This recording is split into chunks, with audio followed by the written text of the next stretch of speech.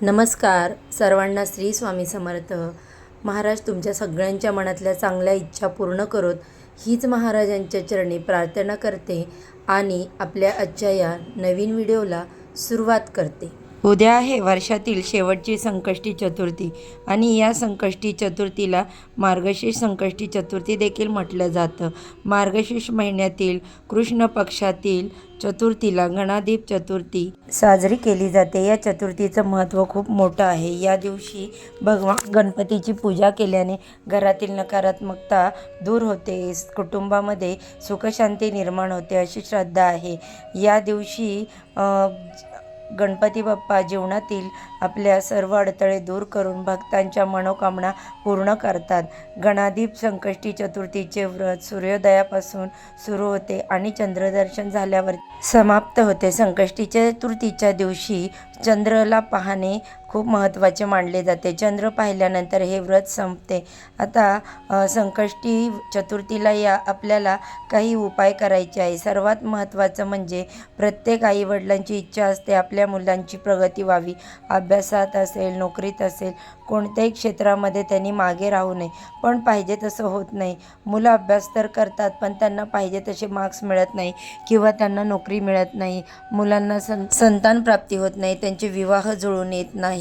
त्या अशा अनेक समस्या आपल्याला भेडसावत असतात किंवा मुलांना वाईट संगत लागलेली असते, ती आपलं काही ऐकत नाही. मुलं लहान असतील किंवा मोठं असतील, प्रत्येकाबाबतीत आपल्याला चिंता असतात. मग मुलांच्या बाबतीत सर्व संकट, अडचणी, अडथळे दूर होण्यासाठी या दिवशी कोणते उपाय करावे, सेवा कराव्यात याबद्दलची माहिती मी आज या व्हिडिओमध्ये तुम्हाला देणार आहे. अगदी मुलं जर बाहेरगावी परगावी असतील तर मुलगा असेल किंवा मुलगी असेल, कसा उपाय करावा यामध्ये ह्या व्हिडिओमध्ये मी संपूर्ण माहिती देणार आहे. त्यामुळे व्हिडिओ स्किप न करता शेवटपर्यंत नक्की पहा. चॅनेलवरती नवीन असाल तर चॅनेलला लाईक करा, तसेच सबस्क्राईब देखील करा. कमेंटमध्ये गणपती बाप्पा मोरया लिहायला विसरू नका. आणि बघा, जेणेकरून आपल्याला देखील भगवान श्री गणेशांचा आशीर्वाद हा प्राप्त होतो. आता हा उपाय कोण कोण करू शकतो? घरातील कोणत्याही व्यक्तीने हा उपाय व सेवा केल्या तरी चालेल, पण शक्यतो आई किंवा आजीने हा उपाय करायचा आहे. सुतक असेल किंवा मासिक धर्म असेल तर या काळात आपल्याला हा उपाय करता येणार नाही. वर्षातील शेवटची संकष्टी चतुर्थी असल्यामुळे आपण सकाळी लवकर उठायचं आहे, स्वच्छ स्नान करायचं आहे, शुभ्र रंगाचे वस्त्र परिधान करायचे, त्यानंतर आपण उंबरठ्याचं लेपन करायचं. आता या दिवशी आपल्याला भगवान श्री गणेशांची पूजा सेवा करायची आहे. प्रत्येकाच्या घरामध्ये गणपती बाप्पांची मूर्ती फोटो हा असतोच. तर आपण देवघरात या दिवशी चौमुखी दिवा लावायचा. आता ही चौमुखी दिवा का लावायचा, तर चारी बाजून येणारी संकट दूर होण्यासाठी या दिवशी चौमुखी दिवा घरात लावला जातो. तर आपण कणिक घ्यायचं आहे, कणिक मळून घ्यायचं. कणकामध्ये आपल्याला मीठ टाकायचं नाही, थोडीशी चिमूटभर हळद टाका. हळदी भगवान श्री हरिविष्णू व माता लक्ष्मी यांना अत्यंत प्रिय आहे आणि ती गुरुग्रह आपल्या बळकट करत असते. आणि कणकेचा चौमुखी दिवा आपल्याला बनवायचा आहे. तुम्हाला जर दिवा बनवणे शक्य नसेल तर मातीची पंती घेतली तरी चालेल. एक प्लेट घ्यायची, प्लेटमध्ये अखंड तांदूळ टाकायचे. तांदूळ कुठेही तुटलेले फुटलेले नसावेत. तांदळावरती हळदी कुंकू अर्पण करायचं, त्यावरती चौमुखी दिवा अर्पण करायचा, ठेवायचा. त्या दिव्यामध्ये दुहेरी कापसाची वाट टाकायची, दिव्यामध्ये तूप टाकायचं, त्यानंतर त्याच्यामध्ये एक हिरवी वेलची टाकायची, लवंग टाकायची. लवंग कुठे तुटलेली फुटलेली नसावी, यामुळे माता लक्ष्मी आपल्या घराकडे आकर्षित होते आणि घरावरती जी संकटं येतात चारी बाजूनी तर ती दूर होण्यास मदत होते. दिव्याला हळदी कुंकू लावायचं, फूल व्हायचं.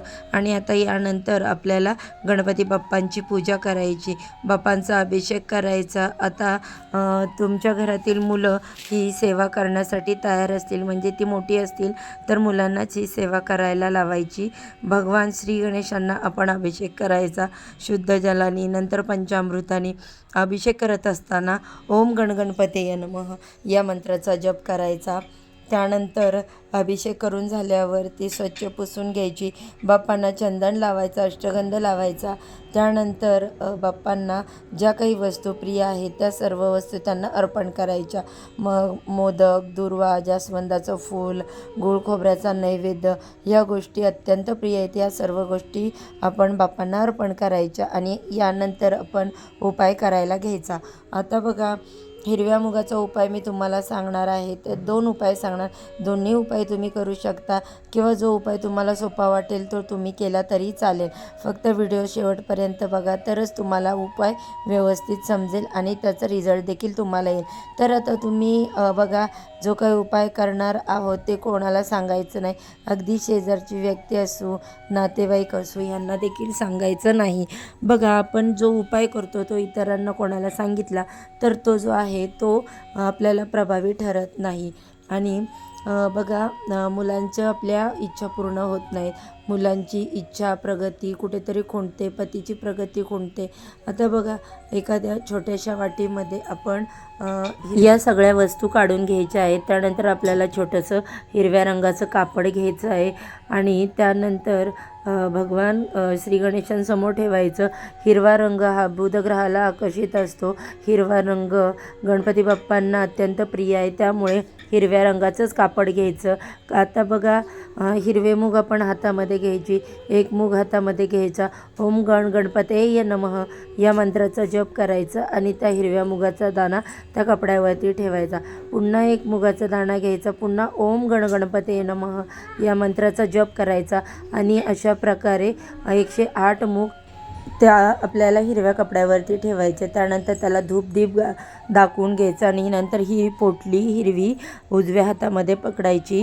त्यानंतर आपली जी काही इच्छा, मनोकामना आहे ती गणपती बाप्पांना सांगायची. कठीणातील कठीण इच्छा कोणतीही असो, मुलांची अभ्यासात प्रगती होत नाही, त्यांना नोकरीमध्ये यश मिळत नाही, संतान प्राप्ती होत नाही, त्यांचा आजारपण सतत चालू आहे, घरामध्ये ती उद्धटपणे बोलतात, रागवतात, चिडतात, जे काही ते मनापासून आणि श्रद्धेने गणपती बाप्पांना सांगायचं. आता आपली इच्छा, मनोकामना पूर्ण झाल्यानंतर ही पोटली आपण भगवान गणपती बाप्पांच्या समोर ठेवून द्यायची आहे. तुम्हाला जर 2 मुले असतील तर अशा प्रकारच्या 2 पोटल्या तयार करायच्या. आता तुमची मुलं जर बाहेरगावी असतील तरी पण तुम्ही अशा प्रकारची पोटली बनवून भगवान गणेशांजवळ ठेवायची. आता यानंतर संध्याकाळी संकष्टी चतुर्थीच्या दिवशी ही पोटली तिथून उचलायची आणि ही पोटली मुलांच्या उशीखाली ठेवायची. मुलं जिथे पण झोपतात त्यांच्या उशीखाली ही पोटली ठेवू शकता. किंवा मग जर तुमची मुले बाहेरगावी असतील शिक्षणासाठी, नोकरीसाठी, तर घरामध्ये आल्यानंतर त्यांच्या वस्तू जिथे असतात त्या ठिकाणी ही पोटली ठेवून द्या. अगदी टेबलवरती ठेवली तरी चालेल. आपल्या मुलांचं नाव घेऊन ही पोटली ठेवावी. आता यानंतर ही पोटली तिथे तशीच रात्रभर ठेवायची. दुसऱ्या दिवशी सकाळी उठल्यानंतर ही हिरव्या रंगाची पोटली उचलायची. जवळपास असणाऱ्या गणपती बाप्पांच्या मंदिरामध्ये जायचं आणि तिथे तुम्हाला त्यांच्या चरणावरती अर्पण करायचे.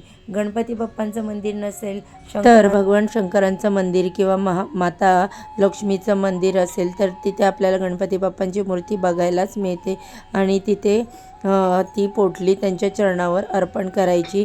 आणि तुम्हाला जे काही बाप्पांना आवडत्या वस्तू आहेत त्या घेऊन जायचं. तिथे गेल्यावर तुम्हाला शुद्ध गाईच्या तुपाचा दिवा लावायचा आणि जर तिथे दिवा जर प्रज्वलित असेल तर तिथे तूप किंवा तेल टाका.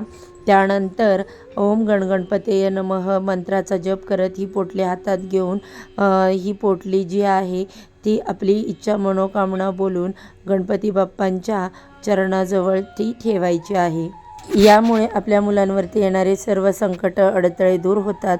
आणि या दिवशी मुलांना गणपती अथर्व शीर्षमचं पठण करायला सांगायचं. पठण करणं शक्य नसेल तर श्रवण करा, मोबाईलवरती लावून द्या, त्यांना ऐकायला सांगा. पण गणपती अथर्व शीर्ष घरामध्ये म्हणायचं आहे. आणि यानंतर आपण आणखी एक उपाय करायचा.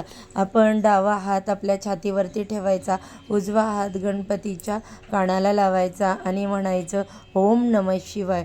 ओम नमः शिवाय हा भगवान भोलेनाथांचा मंत्र आहे आणि भगवान भोलेनाथांचा आदेश भगवान गणपती बाप्पा कधीही मोडत नाही. त्यामुळे ओम नमः शिवाय म्हणायचं आणि तुमची जी इच्छा आहे, मनोकामना आहे ती गणपती बाप्पांना सांगायची.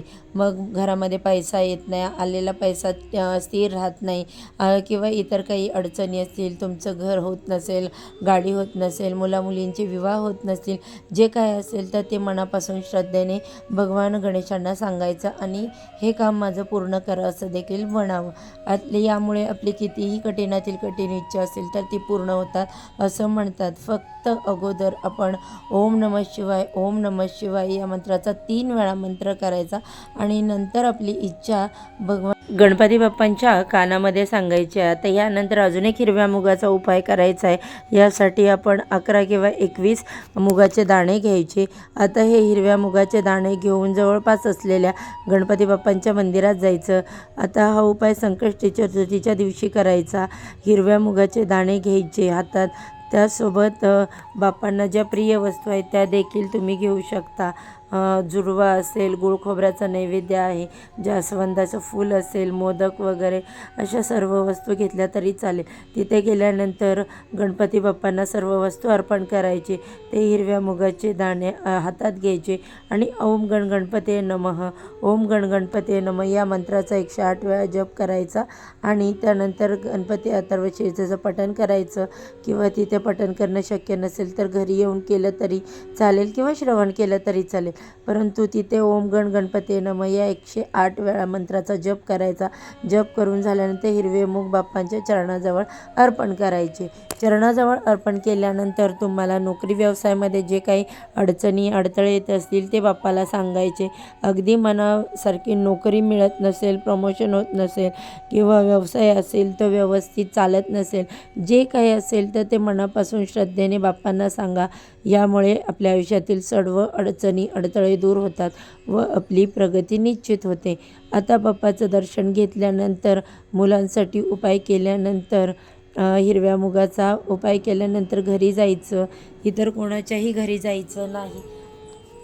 तर बघा, ही अत्यंत महत्त्वपूर्ण माहिती मला तुमच्यासोबत शेअर करायची होती. माहिती जर आवडली असेल तर व्हिडिओला लाईक करा, चॅनेलला सबस्क्राईब करा आणि असेच माहितीपूर्ण नवनवीन व्हिडिओ पाहण्यासाठी बेल आयकॉनला प्रेस करा. चला तर आजच्या व्हिडिओचा इथे सेंड करते.